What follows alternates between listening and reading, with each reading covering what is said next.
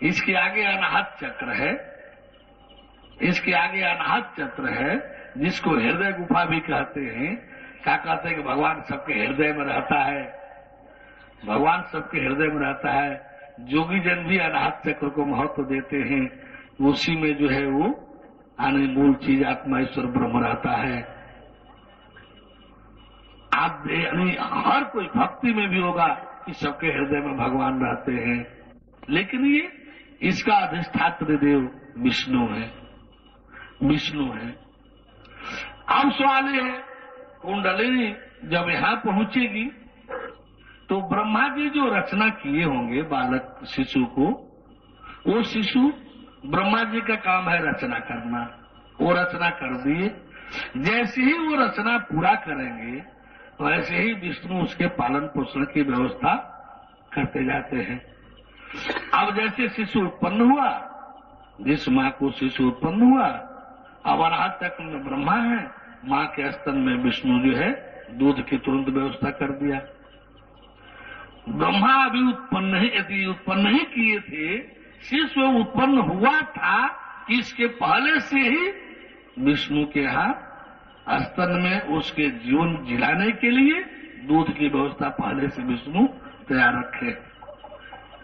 क्या कहा गया कि जब परमेश्वर के देख रेख में विधान रहेगा तो हर कामनाओं के पहले अर्थ की व्यवस्था रहेगी। कामनाओं के माया के क्षेत्र में रहेंगे तो कामनाएं तो भरपूर रहेंगी, कर्म भोग के बीच कामनाएं तो भरपूर रहेंगी। व्यवस्था आपको करना होगा, अर्थ की व्यवस्था आपको करनी होगी। नौकरी कीजिए, बिजनेस कीजिए, व्यापार जो कीजिए, व्यवस्था दीजिए, कामना पूर्ति कीजिए। नहीं व्यवस्था करेंगे कामना पूर्ति नहीं रहेगी। लेकिन परमेश्वर के देख रेख में जो धर्म और मोक्ष है, तो व्यवस्था पहले है, कामनाएं पीछे, व्यवस्था पहले है, कामनाएं पीछे है। यानी शिशु के बाहर आने के पहले ही माँ के स्तन में दूध की व्यवस्था विष्णु ने करा दिया है। विष्णु ने माँ के स्तन में दूध की व्यवस्था विष्णु ने पहले ही से करा रखा है कि वो संतान जो उत्पन्न हो, शिशु जो उत्पन्न हो, अब उसको पीने जीने के लिए एक सहारा हो जाए। पहले ही से व्यवस्था है, पहले ही से व्यवस्था है। अब सवाल उठता है, विष्णु तो क्षीर सागर में रहते हैं, ये मान्यता है कि विष्णु कहाँ रहते हैं? क्षीर सागर में रहते हैं। तो यहाँ अनाहत चक्र में क्षीर सागर कहाँ से आ गया? अनाहत चक्र में क्षीर सागर कहाँ से आ गया? तो एक बात और आप लोगों को बताया गया, यथा ब्रह्मांडे तथा पिंडे, यथा ब्रह्मांडे तथा पिंडे, यथा पिंडे तथा ब्रह्मांडे। जो ब्रह्मांड में जैसा है, जैसा ब्रह्मांड में है, ठीक वैसा का वैसा ही पिंड में है। अंतर क्या है? वो एक विशालकाय है, एक ही सूक्ष्म रूप है। अब कहेंगे यहाँ क्षीर सागर कहाँ से आ गया? तो क्षीर सागर तो है ही है। देखिए, क्षीर माने दूध, सागर माने अथाह जलराशि। क्यों सागर का हम अर्थ कर रहे हैं? ऐसा ही है। सागर माने अथाह जलराशि। अर्थ पहले जो लगता था कि ऐसा रास जल का, दूध का, ऐसा रास जो अथाह हो, जिसका अथाह पता न हो। इतना तो हम लोग देख रहे हैं कि जब संतान उत्पन्न होता है तो माँ के स्तन में दूध आ जाता है। कितना? जितना उस संतान को जरूरत है उतना, जितना उस संतान को, शिशु को जरूरत है उतना दूध आ जाता है। एक संतान हो रहा है, एक संतान के लिए दूध आ रहा है, 2 हो रहा है, 2 के लिए आ रहा है, 5 हो रहा है, 5 के लिए आ रहा है, 8-9 हो रहा है, 8-9 के लिए दूध आ रहा है। ऐसा कोई धरती पर डॉक्टर है कि बता दे कि माँ के स्तन में कुल कितना दूध है? ऐसा कोई धरती पर डॉक्टर है कि बता देगा कि माँ के स्तन में कुल कितना दूध है? अरे जितने संतान है उतने भर का दूध है। नहीं संतान है, कोई दूध नहीं है। एक्सेप्शन में कभी कभी ऐसा होता है कि बगैर संतान के भी दूध आ जाता है, तो एक्सेप्शन है, वो प्रिंसिपल नहीं है, सिद्धांत नहीं है। तो तो इसलिए यानी आप देखें कि ये क्षीर सागर है कि नहीं, अथाह दुग्ध राशि है कि नहीं। एक संतान है उसके भर का दूध है, 3-4 संतान है उसके भर का दूध है, 5-6 संतान है उसके भर का दूध है। कुछ लोग सोच सकते हैं कि वाह ये महिलाओं में ही दूध क्यों होता है, पुरुषों में क्यों नहीं। अरे अपने पेट में आप भी पैदा कर लो पुत्र, ब्रह्म वाला काम करा लो, विष्णु वहां भी दूध दे देंगे। जहां पैदाइशी रचना है वहां व्यवस्था है विष्णु की। पुरुष के पेट में रचना नहीं है, इसलिए पुरुष के पास रतन में विष्णु की व्यवस्था दूध नहीं है। जहां रचना है ब्रह्मा की वहां विष्णु की व्यवस्था पालन पोषण की है। तानाहत चक्र में क्यों ये क्षीर सागर ऐसा लग दिखाई दे रहा है कि नहीं दे रहा है। ये मिनी क्षीर सागर है और वो बड़ा क्षीर सागर है। वहां विष्णु अस्पष्टता रहते हैं क्षीर सागर में, और यहाँ उनका प्रतिनिधित्व है, उनके गुण कार्य लक्षण है। वहां वो स्पष्ट रहते हैं और यहाँ पर उनके गुण कार्य अभिष्ट लक्षण है। बोले परम प्रभु परमेश्वर की। तो ये जो है अनाहत चक्र विष्णु का क्षेत्र है। क्यों ऐसा लग रहा है या हम खाली बोलते जा रहे हैं। सही।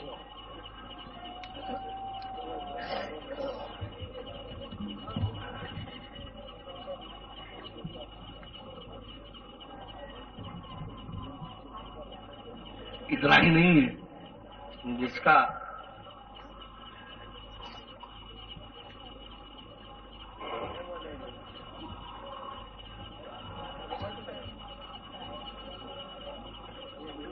बोले और वो आदेश काट करके जांच के लिए ऐसा कर दिया। प्रारंभ में कितना बड़ा कलंक झेलना पड़ा, कितनी परेशानियां हुई कर्ण को लेकर के। हालांकि वही काम तो फिर आगे चल करके बुलाना पड़ा धर्मराज को, क्योंकि वो पांडु की स्थिति कुछ और हो गई थी। उन्होंने उस आदेश लेकर के धर्मराज को, पौंदेव को, इंद्र को, अश्विनी कुमारों को, ये सब कुंती और माद्री ने ऐसा 5 पुत्रों को उत्पन्न किए। तो आवाहित तो था, आवाहन करके तो था। बोले परम प्रभु परमेश्वर की। तो इस तरह से यहाँ आपको ये दिखलाई देने लगेगा कि आप में वो विष्णु जी वाली क्षमता शक्ति आ गई। इन सबों से केवल इतना ही नहीं होगा। जो समय 10-20 वर्ष इसके करने में लगता है वो समय व्यर्थ नहीं जाता है। क्या होता है, वो क्षमता शक्ति आपके इस स्थूल शरीर को भी सूक्ष्मीकृत करने में आ जाएगी। यानी जब चाहे आप सूक्ष्म हो जाए, जब चाहे आप स्थूल हो जाए। आप यहाँ बैठे हैं, आवश्यकता पड़ा आप कलकत्ता में दिखाई देंगे, आवश्यकता पड़ा बॉम्बे में दिखाई देंगे। और फिर आप जो वहां जाकर प्रकट हो गए, फिर वहां लुप्त होकर के आप यहाँ हैं। अरे आप सूक्ष्मीकृत होकर के आप देवलोक तक का बहुत आसानी से सफर कर सकते हैं।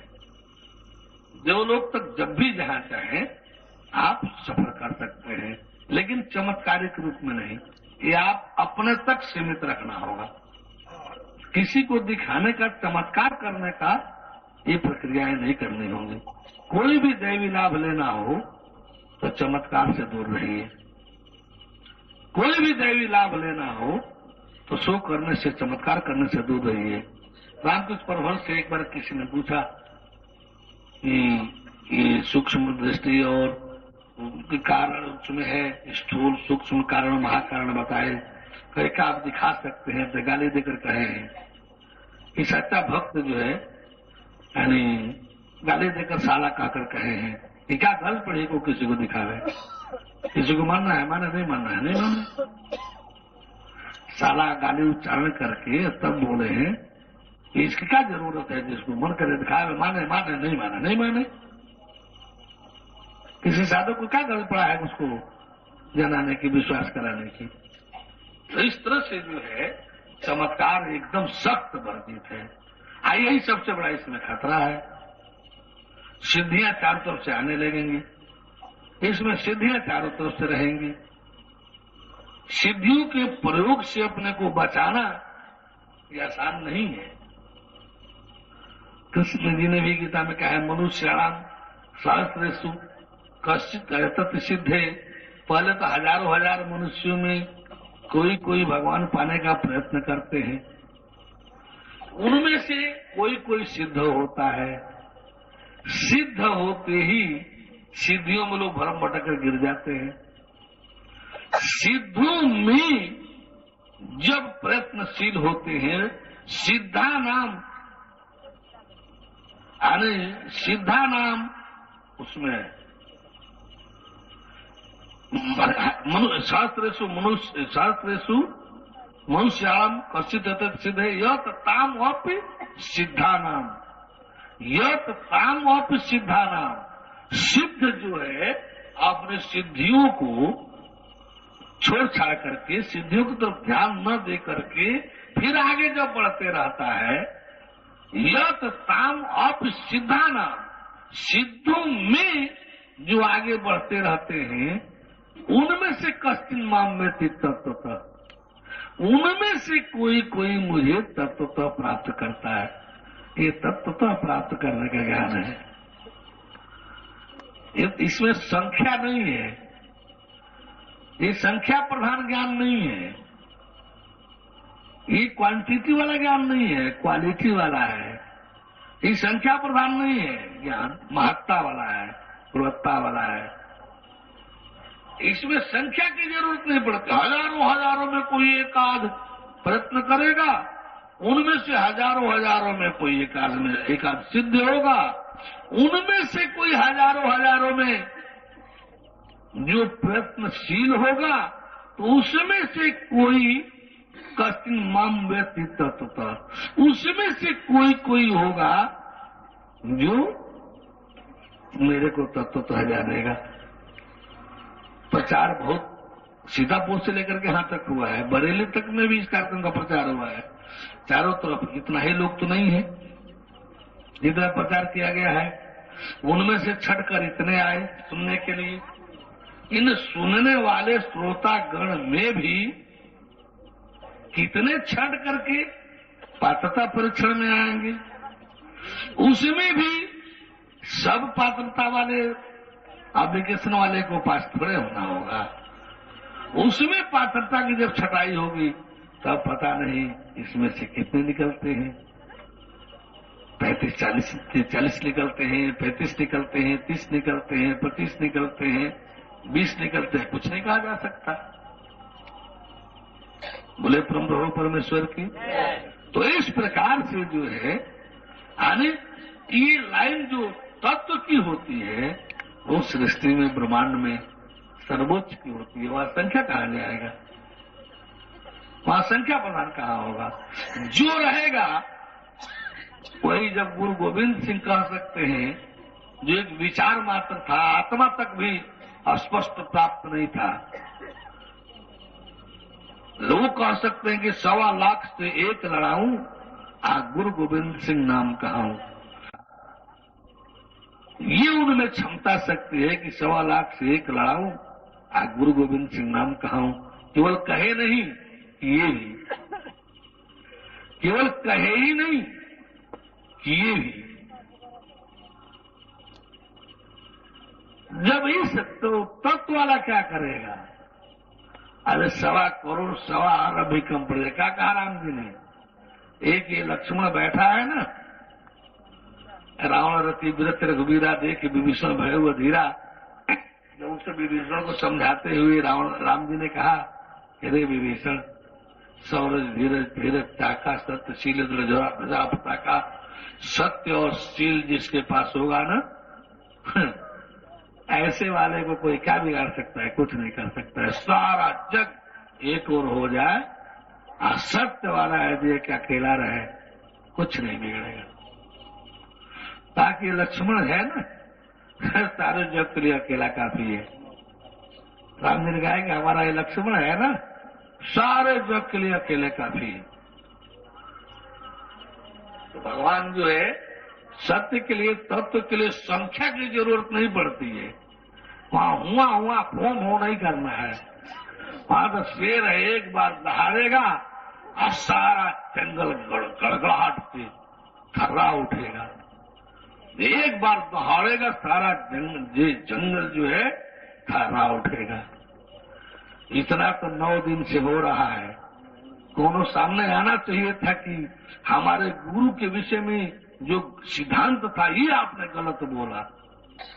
ऐसा तो कोनो नहीं आ सका ना। किसी से जो गलत कहा गया, जिसको निंदा, शिकायत, आलोचना कह करके बदनाम करने का कोशिश किया गया, लेकिन ये आप प्रमाणित करने का कोशिश नहीं किया गया कि मैंने किसको गलत कहा, जो बोला कहा गलत था, मैंने निंदा किसकी किया, जो कहा वो सही था कि नहीं, सही था तो निंदा कैसा। हम निंदा आलोचना देखें किसी का, वो चोर बेईमान लुटेरा ठग बटवारा डमरी पाखंडी है सब, यदि उसको ऐसा बोल करके हम उनकी निंदा करते हैं तो सत्य क्या है, सत्य क्या है। हम उनकी निंदा देखें कि सत्य देखें, निंदा देखें कि सत्य देखें। हमको सत्य देखना है। आए तो लोग व्यास गद्दी समझाने, ये व्यासपीठ है, निंदा के लिए नहीं बनी है। लेकिन किसी ने 9 दिन में निंदा करना साबित नहीं किया, किसी ने निंदा करना साबित नहीं किया, जबकि माइक और कुर्सी दिया जाता है। ये व्यास गद्दी हमको चाटुकारिता के लिए नहीं मिली थी। ये व्यास गद्दी हमको झूठ और चाटुकारिता के लिए नहीं मिली। हमने ये समझा कि व्यास गद्दी हमको सत्य संदेश के लिए मिली है।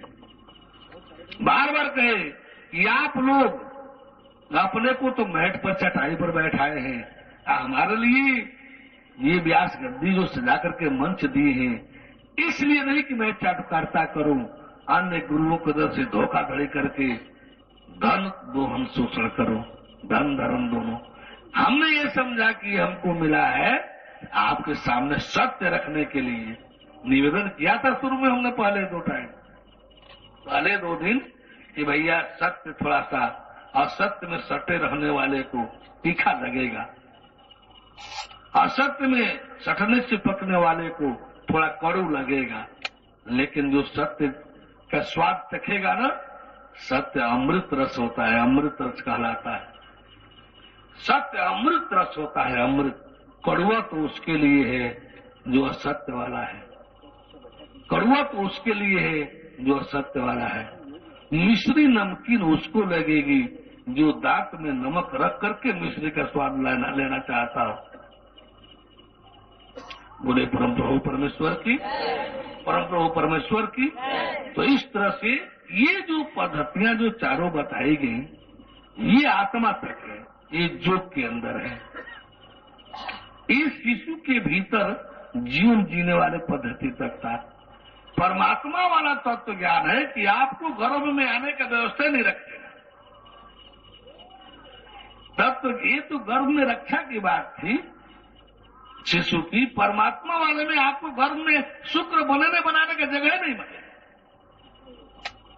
आपको गर्भ में आने के चांसे पुनर्जन्म है ही नहीं। उसलिए सारे कर्म सर्व कर्माखलम पार्थ ज्ञाने पर समाप्त। ज्ञान में सारे कर्म तो अपने आप समाप्त हो जाएंगे। ज्ञान मिलते ही सारे कर्म नष्ट हो जाएंगे। न रहेगा बांस, न बजेगी बांसुरी। ज्ञान में जब कर्म रहेगा ही नहीं तो फल किसका बनेगा? अब फल नहीं रहेगा तो भोग क्या भोगेंगे?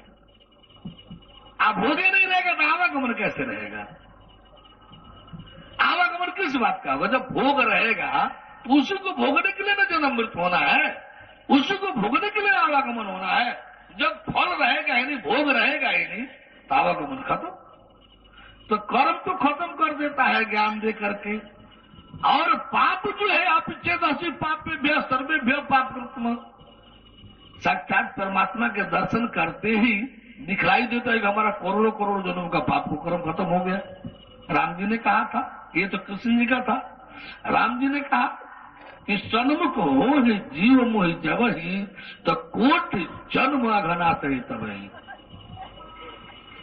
यानी जब जीव परमेश्वर के समक्ष होता है तो देखने को मिलेगा। जो जो लोग देख रहे होंगे 15 तारीख को, जो जो लोग परमात्मा के दर्शन में 15 तारीख को बैठेंगे, आज जैसे ही परमेश्वर सामने पड़ेगा उनको दिखाई देगा कि उनका जन्म जन्मांतर का चाहे करोड़ों जन्म क्यों न गुजरा हो, जितना भी पाप कुकर्म होगा रहा होगा सब खत्म हो गया, आवागमन बंधन खत्म हो गया, जन्म काल चक्र खत्म हो गया।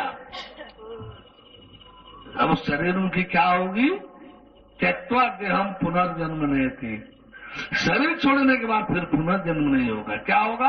माम्यति सोर्जुन, हे अर्जुन, वह परमेश्वर को प्राप्त हो जाएगा।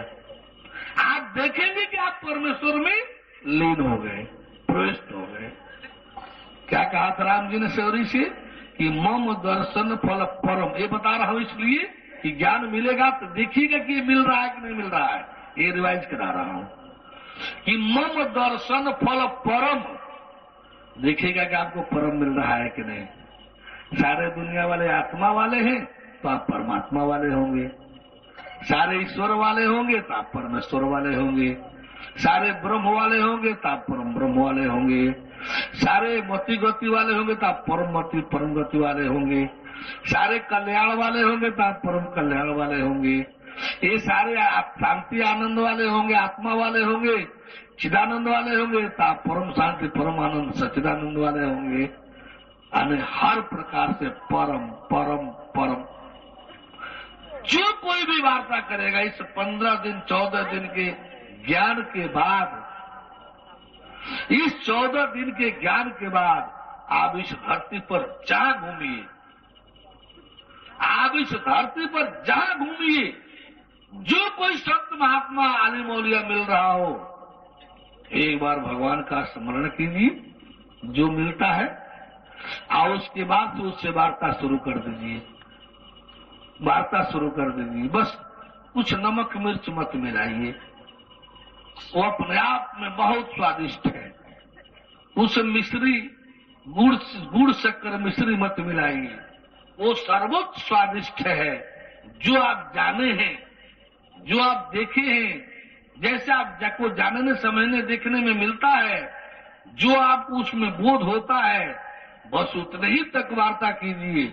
ऐसा कोई ब्रह्मांड में नहीं मिलेगा। जो अहंकारी होगा तो उठकर भाग जाएगा आपके सामने से, अहंकारी होगा तो उठकर भाग जाएगा, झगड़ा करना चाहेगा।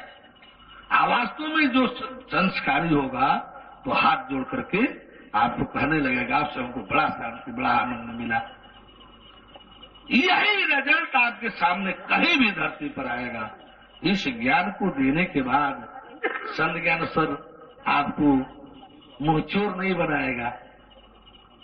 किसी के यहां जाना मत, फंस जाओगे। किसी के यहां जाना मत, गुरु भटक जाओगे। अरे तो ज्ञान ऐसा क्यों नहीं दे देता है कि फंसने भटकने के नामे न आवे। संत ज्ञान सर अपने लोगों को यही तो पहली ड्यूटी है कि जहां जिस किसी को बड़ा समझता है, सुनता है, जा पहले मिल उससे 2 4 10 5 मिनट उसका सुन ले, और फिर तेरे समझ में आ जाएगा कि वो कितने में है। 5 मिनट किसी की वार्ता सुनिए, समझ आ जाएगा वो देखने में कि वो कितने में है, कि किस रैंक का है, शरीर रैंक का है, जीव रैंक का है, आत्मा रैंक का है, परमात्मा रैंक वाला तो दूसरा कोई धरती पर है ही नहीं। इसलिए वो बच्चा कच्चा दिखाई देगा, बच्चा कच्चा। ये ज्ञान जो कोई गुड्डा गुड्डे का खेल नहीं है, ये साक्षात उस परम ब्रह्म परमेश्वर का ज्ञान है, जिसके विषय में ब्रह्मा इंद्र शंकर लेस मात्र अस्तुत करना नहीं जानते। देखिएगा यही परमात्मा परमेश्वर इन्हीं लक्षणों वाला मिलेगा कि नहीं मिलेगा। जब प्रैक्टिकल जहां कराऊंगा ना वहां फिर वहां भी टंगा रहेगा। देखिएगा कि इन्हीं लक्षणों वाला यही परम ब्रह्म परमेश्वर मिलता है कि नहीं मिलता है। एक बार जब परमेश्वर मिल जाएगा तो बाइबल वाला भी वही, कुरान शरीफ वाला भी वही, दुनिया के जितने ग्रंथ हैं जहां कहीं भी परमात्मा परमेश्वर नाम का विधान है, सारे के सारे लक्षण आपको दिखाई देंगे। जिस किसी ग्रंथ में दिखाई देगा सत श्री अकाल, एक ओंकार सत श्री अकाल है, दिखाई देगा यही गॉड फादर है, दिखाई देगा यही सतपुरुष परम पुरुष है, दिखाई देगा यही यहोवा है, दिखाई देगा यही अरिहंत है, दिखाई देगा यही सत्य का परम बोध है, सत्य बोध है, दिखाई जो आप जहां जिस वर्ग संप्रदाय के उसका चरम और परम जो इष्ट अभीष्ट है वही मिलेगा। चरम और परम इष्ट अभीष्ट है वही मिलेगा। बोले परम प्रभु परमेश्वर की। अब एक बार और दोहरा दूं कि जीव दर्शन होगा सूक्ष्म रूप में, रूप है, आकृति है, पंच पदार्थगत नहीं है, उसमें क्रियाशीलता है, अनुभूतियां हैं, लेकिन चेतनात्मा नहीं है। सूक्ष्म दृष्टि से सूक्ष्म शरीर को देखना है, निधि ध्यान की क्रिया प्रक्रिया के अंतर्गत, जहां शरीर भी होगी और जीव, शरीर से बाहर जीव घूमते हुए जब पकड़ में आ जाएगा तो दिखाई देगा कि शरीर से बाहर जीव घूमते हुए तब घूम रहा है, देख रहा है। आप ये शरीर से बाहर घूमते टहलते अपने को देखेंगे, शरीर से बाहर निकलकर घूमते टहलते अपने को देखेंगे। सूक्ष्म दृष्टि निधि ध्यान की क्रिया प्रक्रिया के अंतर्गत पहले तो पकड़ना है, पकड़ ही में नहीं आता है। ये इतना सूक्ष्म है कि पकड़ ही में नहीं आता है, लेकिन घबराना नहीं है। सतगुरु का काम है, पकड़वाएगा ही, पकड़वाएगा, आएगा पकड़ में। जब पकड़ में आ जाएगा तब तो सहज ही दर्शन होने लगेगा। दर्शन होकर के करा करके छोड़ थोड़े दूंगा। ग्रंथ में जीव दर्शन का जो वर्णन मृत्यु के समय जो गीता में है, वो रोजे रोजे हरदम जब चाहेंगे तब शरीर को एक वस्त्र जैसे दिखलाऊंगा कि जब चाहे तब पहन ले, जब चाहे तब उतार ले, जब चाहे तब इस शरीर को पहन ले, जब चाहे तब उतार ले। ये भी जानने देखने को आप लोगों को मिलेगा। बोले परम प्रभु परमेश्वर की। परलोक की पूर्णतया चीजें अभी अभी मौका दूंगा। बोले परम प्रभु परमेश्वर की। ये जीव का इस तरह से दर्शन होगा। दूसरा, आत्मा ईश्वर ब्रह्म, वो दिव्य तेज है, दिव्य ज्योति है। ऐसे तो ज्योति तेज दिखाई दे देना दिव्य दृष्टि से, वही आत्मा ईश्वर ब्रह्म है। लेकिन इतना ही तक नहीं रखूंगा। आप लोगों को एक आनंद और मजा लेने का व्यवहार, एक बच्चों जैसे खेलने जैसे व्यवहार उससे कराऊंगा। बच्चों जैसे खेलने का आप लोगों को आनंद और मजा लेने वाला भी, केवल एक दर्शन हो गया बस बस हो गया, ऐसा नहीं। आप लोग उसमें शांति और आनंद लेंगे। और किस किस तरह का वो तेज ज्योति होगा। अब 14 दिव्य दृष्टि से दिव्य ज्योति, जैसे कृष्ण ने कहा ना कि दिव्यम तरा में तेज चक्षु तपस्या में जोगमयश्वरम, इसका प्रैक्टिकल हो। तब उसके बाद से ज्ञान दृष्टि से ज्ञातुम द्रष्टुम च तत्वेन प्रवेशुम च परम तत्व, इसका प्रैक्टिकल 15 को आप जान सकेंगे, देख सकेंगे तत्व ज्ञान के द्वारा, तत्व के द्वारा। देखने में क्या मिलेगा कि आप भी उसी में प्रविष्ट हो गए। भगवत कृपा रहेगी तो ये तीनों दर्शन इस प्रकार से होंगे। कौन दर्शन, कौन परमात्मा? सृष्टि के पूर्व वाला, जो सृष्टि के पूर्व था वही परमात्मा परमेश्वर आप लोगों को मिलेगा, जिसके ये लक्षण आपके सामने इस 12-12-66 में रखा है।